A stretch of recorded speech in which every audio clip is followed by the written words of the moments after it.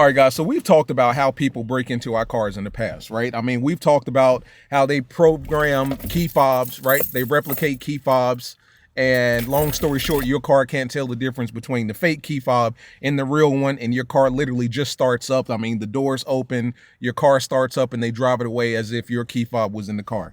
But most recently, what I've been seeing a lot of is kind of the old-fashioned dirty way, like the expensive way of stealing our cars, where basically they break your window, they hop in your car, and they take out your entire center console, like your entire dash console.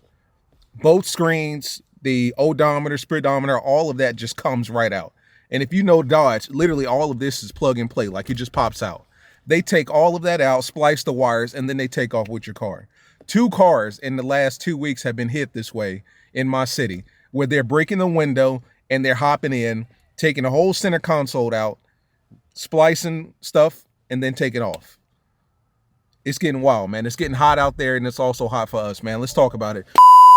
What's up, guys? It's your boy Knockout360 here with another video, man. So if you can tell I'm in a car, that makes us a car vlog. You know how it's going down when I come around. Let's get into it, man. Car content, car shows, car reviews, car meets, anything and everything car related happens on this channel. So if you're into that, make sure that you stick around because you're in the right place. For everyone else, hit that subscribe button as well as that notification bell so that you know what's coming out and when it's coming out. So let's just talk. I'm going to put up some pictures right now. So this first one here is from a Challenger. I can't tell if it's a Scat or I don't think it's a Cat. Yeah, I think it's a Scat. So from a Challenger Scat, look at this. The whole center console, this whole centerpiece that I'm looking at right now just pops right out. It's literally plug and play. Like if you've ever had to, for whatever reason, replace a starter or replace your 8.5-inch touchscreen, it's literally pop and play. Like you take a little pry tool, you pop it out, this whole center console comes out. That's how people have been breaking into our cars, well, rather stealing our cars recently. In my city, at least, because initially we talked in the past about how they like to replicate the key fob. You know, we've talked about that, how they like to replicate the key fob signal. And that's the cleanest way of stealing our cars, is that they come to our house, they have a replicator device, they find the signal from our key fob, they replicate it, and then our car literally does everything that it would normally do with the regular key fob. The doors open, the car starts, you can take it off and drive, and your car wouldn't know the difference. That's the clean way, right? Nothing's broken into, nothing has to be hot wired, no splicing, no nothing, right? That's the clean way. But for some reason, in my city recently, they've been getting dirty with it. I'm talking about breaking your window and then hopping in your car, taking out the whole center console, right? Splicing the wires behind here and then taking off. I guess the starter wires, the ignition wires, and then taking off. This happened most recently. Let me just show you these pictures and we'll go through it. Look at this first one here. This is how easy this center console piece just pops off. If you've ever had to pop it off for whatever reason, all you need is a pry tool and it pops off. You see it there. This next one is literally this entire screen, this I think it's 8.4-inch touchscreen pulled out, and it exposes all of the wires basically in the car, well, behind the scene. This next one here is how they broke in. They broke the passenger window. And then, of course, another close-up of the dashboard completely broken off. And then, once again, the screen completely removed from the center console. That center console is wide open. At that point, they can do whatever they want. This has happened twice. I'm going to show you another video from one of my homeboys here. This is what you can do right there. That's what they do. They break that center console open. They splice the wires, and then they can just hit the starter button and take off, right? Once all of that is removed, they hit the starter button, and then it takes off. You know, just like, I mean, starting a car with your key fob or starting a car by just pushing a button. Once they splice those wires, they no longer need a signal from the key fob. They no longer need a signal, period. At that point, they can splice the car together, splice the wires, and then take off. And that's what they're doing. And I'm seeing a lot of that here recently. For some reason, that's what's going on. They're getting dirty with it, you know, to where they're breaking the windows, hopping in your car, taking the whole center console out, and then taking off. And a lot of you guys have mentioned kill switches. So this is where 2 things come into play that I've been mentioning a lot. Ghost lock, for one. And we talked about that here in the past, where basically it kills the fuel pump. Because once you realize that your car is gone, no matter where your car is, as long as you have a cell phone signal, that car will die. You know what I'm saying? I've showed you guys that video plenty of times, and it works, right? It kills the signal to the fuel pump, which basically your car runs out of gas. I mean, literally, your car runs out of gas. It doesn't harm your car at all. It just runs out of gas. I'll put a quick video here so that you can see how that works.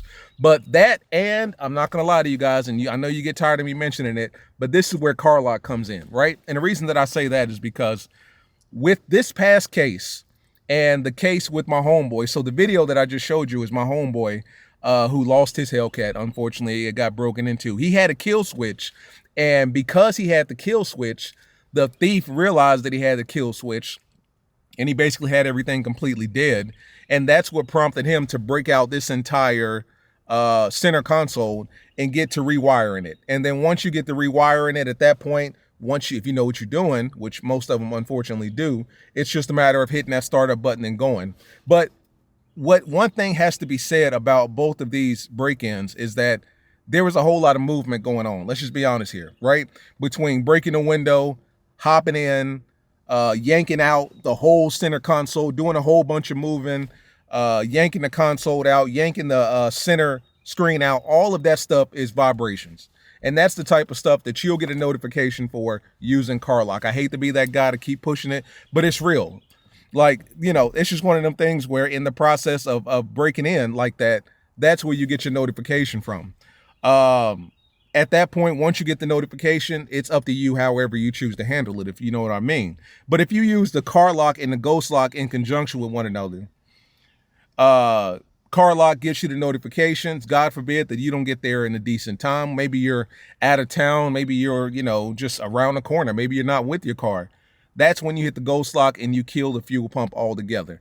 But CarLock is important because it gives you that notification that something's going on. Now with both of these cases, this car, the blue Challenger that got broken into that I just posted, this was actually at a parking lot. So this wasn't even in their house or outside of their house. They just happened to be parked somewhere for an extended period of time, downtown Charlotte, unfortunately. Somebody broke in. They had all the time in the world. And this is what they did. Broke out the entire center console, yanked the camera or the screen out completely. Somehow or another, they were not able to finish the job because I'm assuming they just didn't know what the hell they were doing. And they just basically took everything that was on the inside of the car and took off running, you know. But the fact of the matter is they had all the time in the world to do this. When you got CarLock here, you guys know, like I know, you're getting the notification ASAP. And it's one of those things like you need to, you know, get to your car immediately because something's going on that shouldn't be going on. And for you guys that say, what if it gets disconnected? If it gets disconnected, you then get another notification saying that it's been disconnected. And that's how you know you really need to get to your car because something going on. This is not a false alarm. But, you know, it's just important to have those two things between CarLock and Ghost Lock. CarLock to let you know something's going on. Ghost Lock, if you are not available or not around to immediately handle that, you can just kill it from the app. And I've showed you guys that plenty of time. But getting back to kind of the purpose of the video, you know, this is what I'm noticing here recently is that, you know, for the guys that don't have the key fob replicator, for the ones that don't have the technology to just replicate your key fob signal and then take off with your car, this is the old school dirty way of breaking your window, hot wiring your shit, and then taking off. That's what a lot of them are doing now, you know, at least in my city. I don't know about your city. I don't know about where you're at, but that's what they're doing in my city. It's hot wiring shit and then taking off like the old school way. We've seen it in all the movies where they break in, break the steering column at the bottom, then start splicing stuff, and then they take off. That's exactly what they're doing with our cars. And apparently, I guess depending on the year, you may or may not have that, you know, enhanced security so that it stops them from doing that. But, you know, that's where you have to have something. You have to have some sort of additional security, something. Even if it's nothing more than a steering wheel lock, like something old school, you still need to have something. Unfortunately, in this particular case with the blue Scat, I don't think this person had anything. I think they were kind of driving around on hopes and dreams. You know what I'm saying? Unfortunately. And as a result, that guy was able to break the passenger window, hop into the driver's seat, and literally take his time. Take his time, rip all of this shit out, splice what he needed to splice. At that point, he realized he didn't know what he was doing, and then he hopped out, took off. Of course, he stole everything on the inside of the car. But, I mean, as you can see, he left my man's whole front, like, center console situation completely out. Like, he left it out completely, which I mean, that would bother me. You know what I'm saying? That would bother me tremendously. But um, this is what a lot of them are doing at this point, unfortunately. You guys need something. And I've told you this hundreds of times. I'm going to keep telling you this until, I no longer get these DMs about cars getting broken into and so on and so forth. You need something, right? Now, as soon as I saw this, the first thing that rang off in my head was the fact that this guy was able to break the window, climb into the driver's seat, right? Making all kinds of vibration and noises and all that stuff.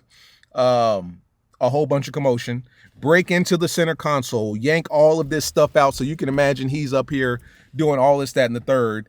And no notifications was sent to the owner. The owner didn't get anything. The owner knew nothing about what was going on at all.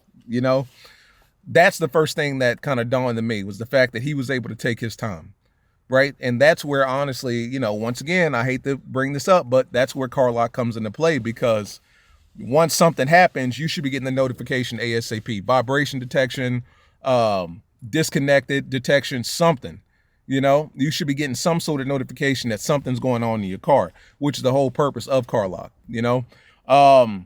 Unfortunately, like I said, this person didn't have anything, so they were literally able to jump in there and take their time. You guys need something on these cars. I'm going to say that one time and one time only, but you need something on these cars.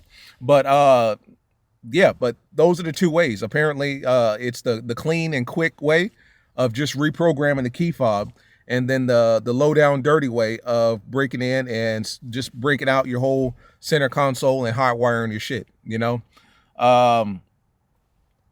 This car wasn't stolen. I think everything's been taken care of, but it just sucks that he had to go through that. But that's where we're at right now, guys. But as always, it's been your boy Knockout 360, man. Get something in your car, for real. Whether it's CarLock, Ghost Lock, Glock Lock, do something. Don't be out here naked in your car. It's always been your boy Knockout 360, man. I'm going to go ahead and get out of here. Peace.